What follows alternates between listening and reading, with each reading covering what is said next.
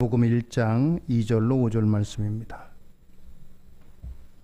마가복음 1장 2절로 5절 말씀 신약성경 53쪽입니다. 선지자 이사야의 글에 보라 내가 내 사자를 내 앞에 보내노니 그가 내 길을 준비하리라. 광야에 외치는 자의 소리가 있어 이르되 너희는 주의 길을 준비하라. 그의 오실 길을 곧게 하라. 기록된 것과 같이 세례 요한이 광야에 이르러 죄 사함을 받게 하는 회개의 세례를 전파하니 온 유대 지방과 예루살렘 사람이 다 나아가 자기 죄를 자복하고 요단강에서 그에게 세례를 받더라. 아멘. 할렐루야. 오늘도 하나님의 은혜와 축복이 함께 하시기를 바랍니다. 오늘 말씀의 주제는 주의 길을 준비하라, 이런 내용입니다. 한 주간 동안 여러 가지 일들이 많이 있었습니다. 마음적으로 놀란 일들도 있었고 또 안도하는 그런 일도 있었고 여러 가지 일이 있었습니다. 하나님께서 우리나라와 민족을 사랑해 주시고 특별히 우리가 위에서 기도해야 될 때인 줄로 믿습니다. 안정을 되찾고 회복하는 이와 같은 은혜가 필요합니다. 성탄을 앞둔 4주간을 대강절, 대림절 혹은 강림절 이렇게 부릅니다. 그리고 세상 달력은 내년 1월 달부터 시작이지만 교회 달력은 이 대강절부터 시작이 됩니다. 지난주가 대강절 첫째 주일, 오늘은 두 번째 주일입니다. 오늘 말씀의 제목이 주의 길을 준비하라, 이런 주제입니다. 어떤 중대한 일에는 준비가 필요합니다. 특별히 일생을 좌우하는 그러한 일에는 더욱더 많은 준비가 필요합니다. 전 세계인들이 놀라는 우리나라에 한 날이 있습니다. 다름이 아니고 수능 시험 보는 날입니다. 수능 시험 보는 날 모든 관공서가 1시간 늦게 출발합니다. 또한 영어 이제 시간에는 하늘의 비행기도 움직이질 않습니다.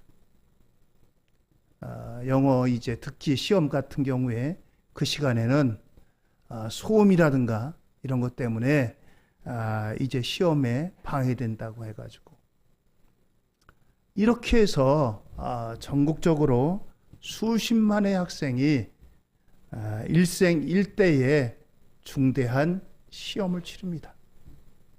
여기에 따라서 학교가 결정되고 또 학교에 따라서 어쩌면 인생을 결정하는 이와 같은 일들이 있기 때문입니다. 만왕의 왕이신 하나님이 낮고 낮은 이 땅에 죄와 허물이 많은 이 땅에 오실 때 이 만왕의 왕이신 하나님이 이 땅에 사람의 몸을 입고 오실 그때에 우리에게 준비하라고 외친 사람이 있습니다. 준비하라. 만왕의 왕이신 하나님이 이 땅에 사람의 몸을 입고 이 땅에 오신다. 그 사명을 감당한 사람이 바로 세례 요한이라고 하는 사람입니다. 그 사람의 이름은 그냥 요한인데 세례를 강조하다 보니까 사람들이 이 요한 앞에 세례라고 하는 이러한 별명을 붙여줬습니다. 마가복음 1장 4절에 세례 요한이 광야에 이르러 죄 사함을 받게 하는 회개의 세례를 전파하니라고 했습니다. 광야라고 가는 거칠고 또 그리고 험난한 이와 같은 이제 곳에서 바로 회개의 세례를 사람들에게 전파했습니다. 회개하고 세례 받으라 라고 하는 거예요. 회개라고 하는 말은 헬라어로 메타노이어라고 합니다. 이 말의 뜻은 삶의 방향을 180도 바꾼다라고 하는 뜻입니다. 앞으로 가던 사람이 뒤로 돌아서는 겁니다. 이게 바로 회개의 세례, 회개를 말합니다. 그렇습니다. 여기에는 내가 잘못한 것을 뉘우치고 돌아서서 이제 그 잘못한 길을 버리고 새롭게 출발하는 그와 같은 것을 의미합니다. 진정한 회개는 돌아서는 겁니다. 잠깐 동안 후회하는 것이 아니라 완전히 끊어버리고 새로운 방향으로 새로운 길로 나아가는 것입니다.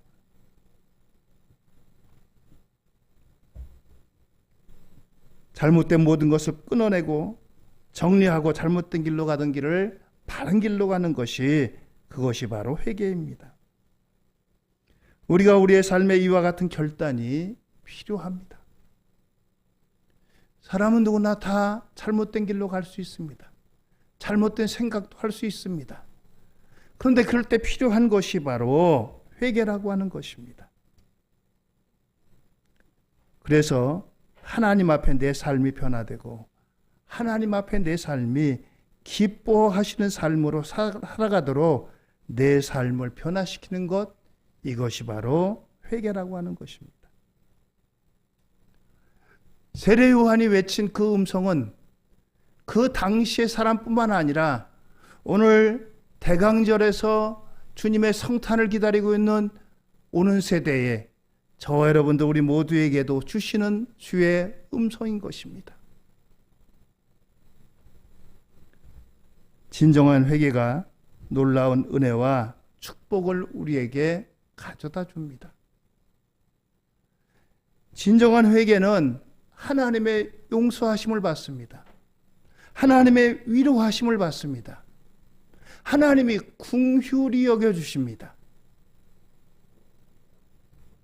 우리가 주님의 길을 예비하기 위해서 내 자신이 죄인임을 깨닫고 철저히 회개하고 돌이켜 주님 앞에 주님이 인정하시는, 주님이 기뻐하시는 삶을 살아갈 때 우리가 주님을 우리 삶 가운데 모실 수 있게 되는 겁니다.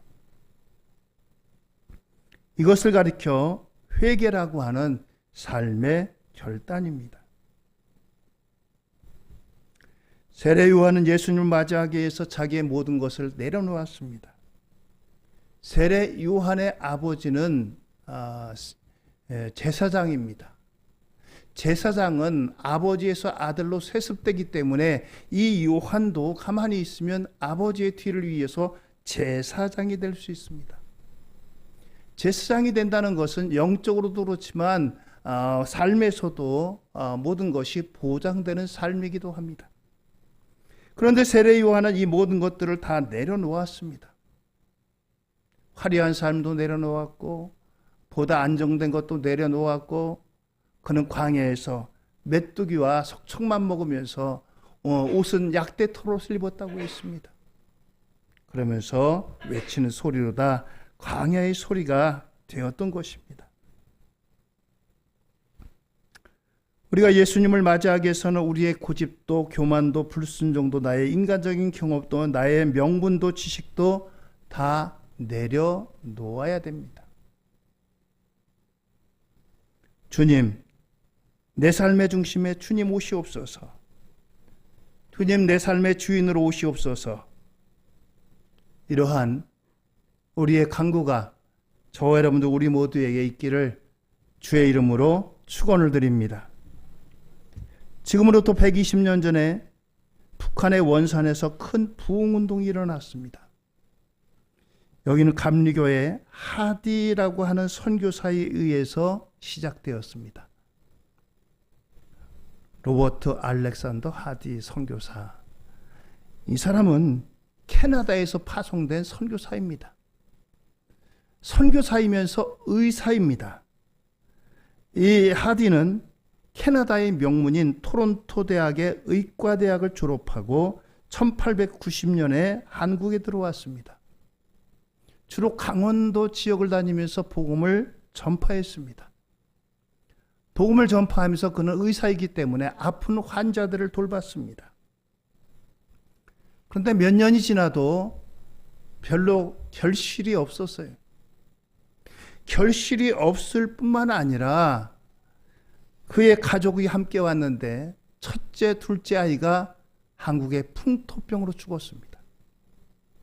이때 당시에는요, 우리나라가 지금의 아프리카나 똑같아요. 지금도 아프리카 가려면은 풍토주사를 미리 맞고 가야 됩니다. 그렇지 않으면 거기 가서 그 풍토병을 견뎌낼 수가 없어요. 그런데 이 선교사의 두 아들이 전부 다 이 땅에서 죽었습니다. 마음속에 여러 가지 실망이 컸어요. 내가 이렇게 열심히 사람들에게 복음도 전하고 저들의 아픈 것도 고쳐주고 그랬는데 하나님 어찌해서 내 아들을 데리고 왔습니까? 마음속에 실망감을 잔뜩 있었어요. 바로 그럴 때에 중국에서 선교하던 이제 선교사들이 한국에 와가지고 한국 선교사들과 함께 기도회를 했습니다. 모여서 성경 공부와 기도회를 하자라고 해서 모였는데 그때 선교사님들이 여럿이 모였는데 이 하디 선교사에게 이제 기도에 대해서 1시간 말씀을 전해달라고 하는 부탁을 받았습니다. 그래서 하디 선교사가 무슨 말씀을 전해야 될까 묵상하고 기도하는 가운데 누가복음 11장 13절의 말씀이 눈에 들어왔습니다. 너희가 악할지라도 좋은 것을 자식에게 줄 줄 알거든 하물며 너희 하늘 아버지께서 구하는 자에게 성령을 주시지 않겠느냐 하시니라. 이 말씀을 읽을 때에 하디 선교사에게 성령이 임했습니다. 성령이 임한 이 하디 선교사는 제일 먼저 하나님 앞에 자신을 보게 되었습니다. 자신을 보게 되면서 하나님 앞에 통회하며 자복했어요. 하나님, 내가 이 먼 한국 땅에 와가지고 이 한국 땅의 사람들에게 복음을 전한다고 했는데 내가 너무 자만했습니다. 이 배우지도 못한 무식한 것들. 내가 이렇게 귀한 말씀을 전하는데도 알아듣지도 못하고 또 영접하지도 않고 거기다가 자기들 평가지고 쳤는데 그래? 예수도 믿지 않고 저래? 이런 것에 대한 실망이 있었다는 거예요. 한국 사람들을 얕보고 한국 사람들을 업신여기고 그러한 마음이 그 마음속에 있었다는 겁니다. 오 하나님, 하나님 앞에 회개하며 자복했어요. 이 일은 하디 선교사 한 사람뿐만 아니라 거기에 모인 모든 사람들이 다 함께 은혜를 받고 성령의 충만함이 있었습니다. 그뿐만 아니라 하디 선교사의 사역에 그 뒤에 계속해서 성령의 역사하심이 있었어요. 그래서 이 강원도 일대에 놀라운 부흥의 역사가 일기를 시작했습니다. 이것을 시작으로 해서 1907년에 평양에 대부흥운동이 일어났어요. 1907년에 평양의 대부흥운동은 바로 이 하디 선교사의 이와 같은 부흥운동으로부터 시작이 됩니다. 그래서 이 평양을 가리켜 이제 동양의 예루살렘이다 이렇게까지 불렀습니다. 동양의 예루살렘이다라고. 얼마나 이 부흥운동이 대단했는지 술주정뱅이가 술을 끊습니다. 괜히 사람들한테 시비 걸고 또 자기 아내를 못 살게 굴고 그러던 사람이 다 새로운 사람이 됐습니다. 도둑질하던 사람이 도둑질한 걸 가지고서 갖다 놓고 아이고 내가 잘못했습니다. 이와 같은 운동이 바로 1907년 평양 대부흥운동입니다. 오늘 주님이 오시는 시절에 우리가 제일 먼저 해야 될 일이 뭡니까? 먼저 우리가 하나님 앞에 회개하는 회개운동이 일어나야 된다는 거예요. 목욕은 우리의 육신을 깨끗하게 하지만 회개는 우리의 영혼을 깨끗하게 합니다. 하나님 앞에 죄된, 허물된 우리의 것들이 깨끗하게 씻겨지고 새로워지는 겁니다. 그것이 주님 맞이할 성탄의 계절에 가장 필요한 것이기 때문입니다. 두 번째는 주의 길을 바르게 하라는 겁니다. 세례 요한은 회개의 세례를 베풀며 주님 오시기 위해서 오실 길을 바르게 하라 선포합니다. 마가복음 1장 3절입니다. 광야에 외치는 자의 소리가 있어 이르되 너희는 주의 길을 준비하라. 그의 오실 길을 곧게 하라. 기록된 것과 같이. 그렇습니다. 주님을 맞이하기 위해서는 굽어졌던 모든 것들이 바로 펴져야 된다는 겁니다. 그렇습니다. 거짓되고 교활한 마음, 교만으로 가득 찬 마음, 탐욕으로 가득한 마음, 위선으로 가득한 마음, 이것이 깨어져야 됩니다. 바로 펴져야 된다는 거예요. 주님은 바로 이와 같은 곳에 임하기 때문입니다. 삐뚤어진 우리의 마음이 펴질 때 하나님의 은혜가 임하게 되는 것입니다. 문제가 어디 있느냐? 우리 마음의 부패가 있습니다. 우리 부패한 마음이 잘못된 것이라는 거예요. 마음이 부패하니까 생각이 잘못되고 더 나아가서 삶이 잘못되는 그런 결과를 가져오기 때문입니다. 예레미야 17장 9절입니다. 만물보다 거짓되고 심히 부패한 것은 마음이라 누가 능히 이를 알리오마는. 그렇습니다. 만물보다 가장 부패한 것이 우리의 마음이라는 거예요. 근본적인 원인이 어디 있겠습니까? 이번에 계엄령이 퍼지고 사람들이 공포에 떨고 한밤중에 난리가 나고 마음이 부패해서 그런 거예요. 내가 가진 이거 절대로 놓지 않겠다는 거예요. 빼앗기지 않겠다는 거예요. 나만 가질 수 있다는 거예요. 그렇습니다. 하나님의 불꽃 같은 눈으로 바라보십니다. 마음이 굽은 사람은요, 매사의 모든 것을 부정적이고 비판적으로 봐요. 그래서 굽어진 행동을 하게 되고 굽어진 행동으로 그런 결과를 가져오기 마련입니다. 편견과 오해로 똘똘 뭉쳐있는 그러한 삶은 사람들에게 상처를 줍니다.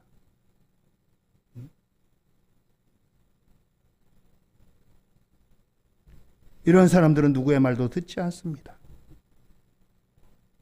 자기만 옳다고 합니다. 굽어진 마음이 바로 펴져야 됩니다. 그럴 때 주님이 오십니다. 굽어진 것이 바로 펴질 때 하나님의 은혜가 그곳에 임하는 것입니다. 누구 말할 것 없이 먼저 나부터, 우리부터 주님, 나의 굽어진 마음을 펴지게 해주세요. 이것이 오늘 우리의 간구가 되고 기도가 되어야 될 줄로 믿습니다. 우리가 은혜를 받으려면 우리의 마음이 바로 펴져야 합니다. 우리의 마음이 정결해야 하는 것입니다. 어디엔가 뭔가를 담으려고 할 때 제일 먼저 해야 될 것은 그릇을 깨끗하게 씻는 일입니다. 거기다 음식을 담든지 보석을 담든지 무엇인가를 담으려고 할 때 필요한 일은 그릇을 먼저 깨끗하게 하는 것입니다. 그릇을 깨끗하게 해요. 거기에 무엇을 담아도 그것이 가치가 있는 것입니다.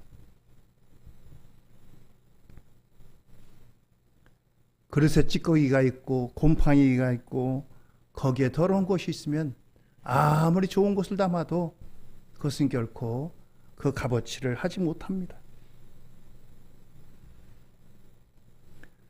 우리가 철저히 깨어지고 낮아져서 바르게 살아가는 하나님의 자녀가 되어야 된다는 것입니다.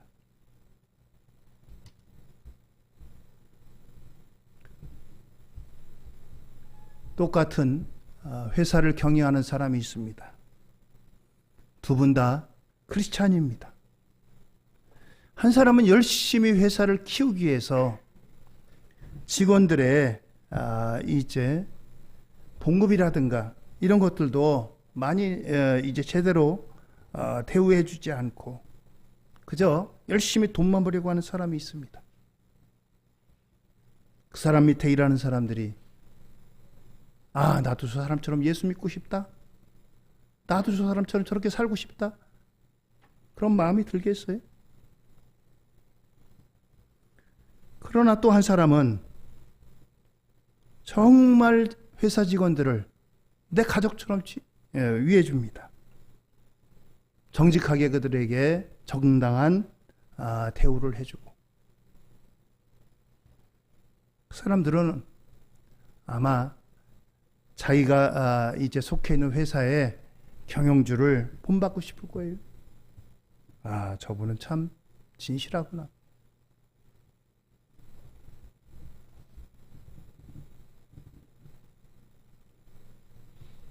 우리나라에 한 기업이 있습니다. 이 기업은 꽤 오래된 기업입니다. 근데 이 기업의 한 가지 특징은 돈을 빌리지 않고 기업을 경영하는 겁니다. 기업 경영하는 사람들이 대부분이 은행에서 돈을 빌려가지고 기업을 경영합니다. 그러다 보니까 그 이자 갚느라고 허리시고 이자 갚느라고 제대로 직원들도 복지 같은 거 신경 쓰지 않고 못하고 그렇습니다. 근데 이 회사는 한 번 들어온 직원은 절대로 내보낸 적이 없습니다. 어려움을 같이 나누고 또 회사가 잘 되어져서 풍족할 때는 회사들에게 거기에 맞는 성과급을 주고 그런 회사입니다. 본인이 나가지 않는다고 하면은 그 회사에 종신토록 있습니다. 정년될 때까지.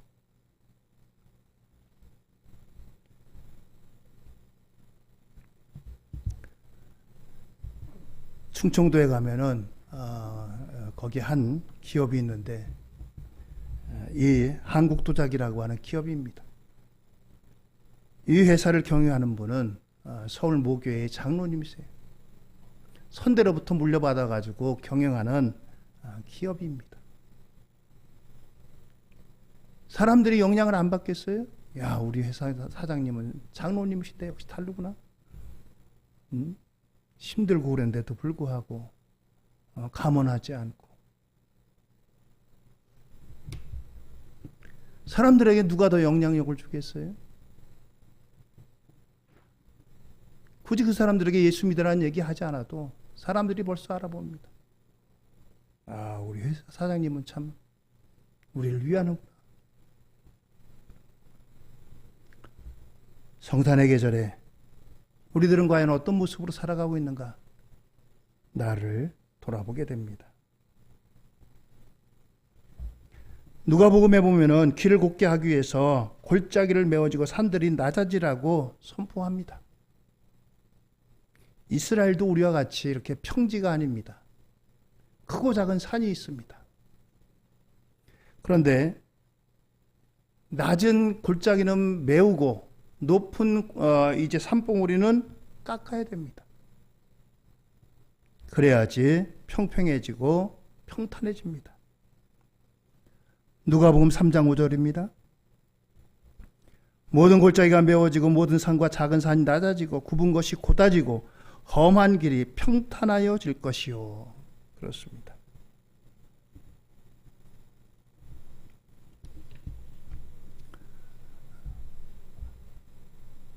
도색하는 분들 이렇게 또 그리고 방수하시는 분들 보니까 먼저 선 작업이 적지 않게 있어요. 그냥 거기다 칠하고 방수하는 게 아니라 이제 작은 스크래치 같은 게 있습니다. 눈에 보이지 않을 만큼 아주 작은 것들인데 이것들을 다 메꾸는 작업을 먼저 해야 돼요. 튀어나온 거는 깎아주고 또 이제 파인 곳은 메워주고 그렇게 해야지 이게 칠이 잘 먹고 방수가 잘 되고 그렇기 때문에 그걸 해줘야 된다는 거예요.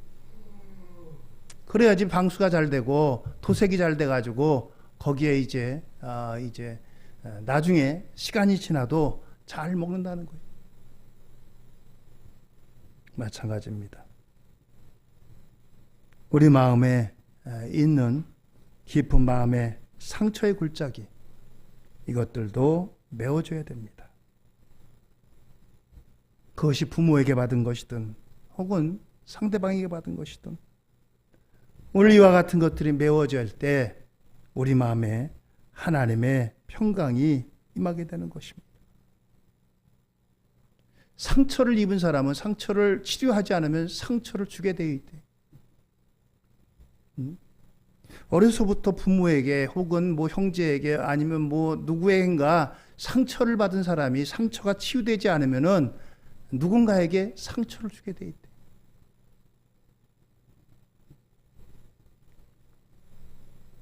오늘 우리 가운데 이러한 상처를 메우고 또한 높은 곳은 낮아지고 그곳에 오늘 주님이 임하시고 주님의 평강이 임할 것입니다. 그것은 오직 예수님의 보혈만이 가능합니다. 예수 그리스도의 보혈이 우리의 아픈 상처들을 이제 감싸주고 또 이와 같은 것들을 채워주고 메워줘서 하나님의 은혜로 임하게 되는 것입니다. 성탄을 앞두고 우리에게 생각하지도 못했던 계엄이 발동됐어요. 계엄은 도대체 누구를 위해서 계엄을 발동했는지, 누구 유익하라고.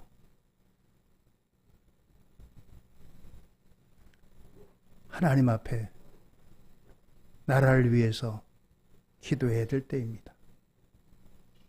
아집을 내려놓고 고집을 내려놓고 하나님 앞에 순종할 때 진정한 평화가 있게 되고 하나님의 평강이 임하기 때문입니다.